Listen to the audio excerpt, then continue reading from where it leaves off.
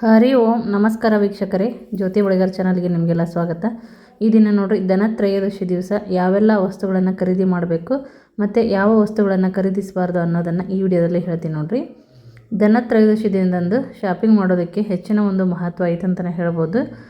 ಧನತ್ರಯೋದಶಿ ದಿನ ನಾವು ಕೆಲವೊಂದು ವಸ್ತುಗಳನ್ನು ಖರೀದಿ ಮಾಡೋದು ಅತ್ಯಂತ ಶುಭ. ಹಾಗೆ ಕೆಲವು ವಸ್ತುಗಳನ್ನು ಖರೀದಿ ಮಾಡೋದು ಅಶುಭ ಅಂತ ಹೇಳಲಾಗತ್ತೆ ನೋಡಿರಿ. ಈ 2025ರ ಧನತ್ರಯೋದಶಿ ದಿನದಂದು ನಾವು ಯಾವೆಲ್ಲ ವಸ್ತುಗಳನ್ನು ಖರೀದಿಸಬೇಕು ಮತ್ತು ಯಾವೆಲ್ಲ ವಸ್ತುಗಳನ್ನು ನಾವು ಖರೀದಿ ಮಾಡಬಾರ್ದು ಅನ್ನೋದನ್ನು ಈ ವಿಡಿಯೋದಲ್ಲಿ ನೋಡೋಣ. ಧನ್ತೆರಸ್ ಅಥವಾ ಧನತ್ರಯೋದಶಿ ಹಬ್ಬ ನೋಡಿರಿ, ದೀಪಾವಳಿ ಹಬ್ಬದ ಆರಂಭವನ್ನು ಸೂಚಿಸುವಂಥ ಹಬ್ಬ. ಈ 2025ರ ಧನತ್ರಯೋದಶಿ ಅಕ್ಟೋಬರ್ 18ರಂದು ಶನಿವಾರ ಇರುತ್ತೆ. ಈ ಶುಭ ದಿನದಂದು ಜನರು ಸಾಂಪ್ರದಾಯಿಕವಾಗಿ ಕೆಲವೊಂದು ಶುಭ ಅಥವಾ ಮಂಗಳಕರ ವಸ್ತುಗಳನ್ನು ಖರೀದಿ ಮಾಡ್ತಾರೆ. ಧನತ್ರಯೋದಶಿ ದಿನ ನೋಡಿರಿ, ನಾವು ಕೆಲವು ವಸ್ತುಗಳನ್ನು ಖರೀದಿಸೋದ್ರಿಂದ ಲಕ್ಷ್ಮೀದೇವಿ ಧನ ಸಂಪತ್ತು ಸಮೃದ್ಧಿ ಹಾಗೂ ಅದೃಷ್ಟವನ್ನು ಕರುಣಿಸ್ತಾಳೆ ಅನ್ನುವಂಥ ಒಂದು ನಂಬಿಕೆ ಇದೆ ನೋಡಿರಿ. ಹಾಗೆ ಧನತ್ರಯೋದಶಿ ದಿನದಂದು ಕೆಲವೊಂದು ವಸ್ತುಗಳನ್ನು ಖರೀದಿಸೋದು ಅಶುಭ. ಈ 2025ರ ಧನತ್ರಯೋದಶಿ ಹಬ್ಬದ ದಿನ ನಾವು ಯಾವೆಲ್ಲ ವಸ್ತುಗಳನ್ನು ಖರೀದಿ ಮಾಡಬೇಕು, ಯಾವುದು ಬೇಡ ಅನ್ನೋದನ್ನು ನೋಡೋಣಂತೆ. ಮೊದಲನೇದಾಗಿ ಇಂಪಾರ್ಟೆನ್ಸ್ ಏನಪ್ಪ ಅಂದ್ರೆ ಚಿನ್ನ ಬೆಳ್ಳಿ. ಧನತ್ರಯೋದಶಿ ದಿವಸ ನೋಡಿರಿ, ಸಾಧ್ಯ ಆದರೆ ಚಿನ್ನ ಬೆಳ್ಳಿಯನ್ನು ಖರೀದಿ ಮಾಡಲು ಬಯಸ್ತಾರೆ. ಯಾಕಪ್ಪ ಅಂದರೆ ಧನತ್ರಯೋದಶಿ ದಿನದಂದು ಇವುಗಳನ್ನು ಖರೀದಿಸೋದು ಮನೆಗೆ ಸಂಪತ್ತು ಮತ್ತು ಸಮೃದ್ಧಿಯನ್ನು ಆಹ್ವಾನಿಸುತ್ತೆ ಅನ್ನೋ ಒಂದು ನಂಬಿಕೆಯಿಂದ ನೋಡಿರಿ ಚಿನ್ನ ಬೆಳ್ಳಿಯನ್ನು ಖರೀದಿ ಮಾಡ್ತಾರೆ. ಅದ್ರ ಜೊತೆಗೆ ಪಾತ್ರೆಗಳು. ಎಲ್ಲರ ಬಳಿ ಚಿನ್ನ ಮತ್ತು ಬೆಳ್ಳಿ ಖರೀದಿ ಮಾಡೋಕ್ಕೆ ಸಾಧ್ಯ ಆಗೋದಿಲ್ಲ. ಯಾಕಪ್ಪ ಅಂದರೆ ಪ್ರಸ್ತುತ ದಿನಗಳಲ್ಲಿ ನೋಡಿರಿ, ಈ ಬೆಳ್ಳಿ ಮತ್ತು ಬಂಗಾರದ ರೇಟು ಜಾಸ್ತಿ ಇರೋದ್ರಿಂದ ಅದು ಎಲ್ಲರಿಗಿನ ತೊಗೊಳಕ್ಕೆ ಸಾಧ್ಯ ಆಗೋದಿಲ್ಲ. ಇಂಥ ಒಂದು ಸಮಯದಲ್ಲಿ ಏನಪ್ಪ ಅಂತಂದ್ರೆ ಕೆಲವೊಂದು ಮನೆಗೆ ಪಾತ್ರೆಗಳನ್ನು ಕೂಡ ಖರೀದಿಸಬೋದು ನೋಡಿರಿ. ಧನತ್ರಯೋದಶಿ ದಿನ ಪಾತ್ರೆಗಳನ್ನು ಖರೀದಿಸೋದ್ರಿಂದ ಸುಖ ಸಮೃದ್ಧಿ ಪ್ರಾಪ್ತಿ ಆಗುತ್ತೆ ಅನ್ನೋ ಒಂದು ನಂಬಿಕೆ. ಮತ್ತು ಅದರ ಜೊತೆಗೆ ಸಂಪತ್ತು ಮತ್ತು ಅದೃಷ್ಟವನ್ನು ಆಕರ್ಷಿಸಲು ತಾಮ್ರ ಮತ್ತು ಹಿತ್ತಾಳೆಯಂತಹ ಕೆಲವು ಲೋಹದ ಪಾತ್ರೆಗಳನ್ನು ಖರೀದಿಸೋದು ಉತ್ತಮ. ಆದರೆ ಈ ದಿನ ಕಬ್ಬಿಣ ಖರೀದಿಸೋದು ಅಷ್ಟು ಒಳ್ಳೆಯದಲ್ಲ ಮತ್ತು ಕಬ್ಬಿಣದ ಪಾತ್ರೆಗಳನ್ನು ಖರೀದಿ ಮಾಡಬಾರ್ದು ಅಂತ ಹೇಳಲಾಗತ್ತೆ ನೋಡಿರಿ.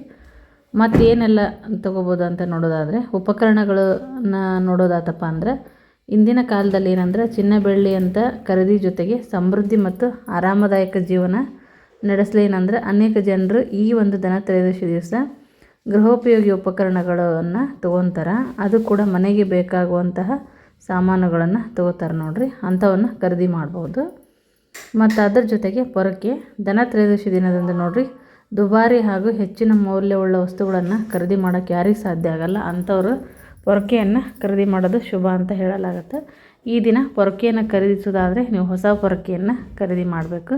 ಹೊಸ ಪೊರಕೆಯನ್ನು ಖರೀದಿಸೋದ್ರಿಂದ ಮನೆಯಲ್ಲಿ ಹಣಕಾಸಿನ ಸಮಸ್ಯೆಗಳು ದೂರ ಆಗುತ್ತೆ ಮತ್ತು ದುರಾದೃಷ್ಟವು ಕೂಡ ಅದೃಷ್ಟವಾಗಿ ಬದಲಾಗುತ್ತೆ ಅಂತ ಹೇಳ್ಬೋದು ನೋಡಿರಿ.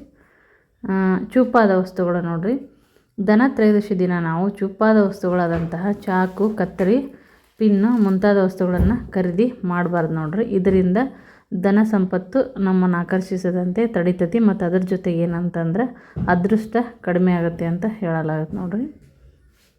ಕಪ್ಪು ಬಣ್ಣದ ವಸ್ತುಗಳು ನೋಡಿರಿ, ಹಿಂದೂ ಧರ್ಮದಲ್ಲಿ ನಂಬಿಕೆ ಪ್ರಕಾರ ಏನಪ್ಪ ಅಂದ್ರೆ ಕಪ್ಪು ಬಣ್ಣ ಅಶುಭ ಅಂತ ಪರಿಗಣನೆ ಮಾಡ್ತಾರೆ. ಹಾಗಾಗಿ ಶುಭ ಕಾರ್ಯದಲ್ಲಿ ನಾವು ಕಪ್ಪು ಬಣ್ಣವನ್ನು ಬಳಸೋದು ನಿಷೇಧ ಮಾಡಲಾಗೈತಿ.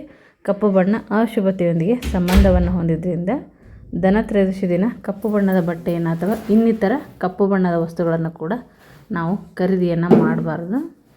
ಎಣ್ಣೆ ಅಥವಾ ತುಪ್ಪ. ಈ ಧನತ್ರಯೋದಶಿ ದಿನದ ಹಬ್ಬದಂದು ನಾವು ಎಣ್ಣೆ ಅಥವಾ ತುಪ್ಪವನ್ನು ಖರೀದಿಸೋದು ಅಶುಭ ಅಂತ ಹೇಳ್ತಾರೆ.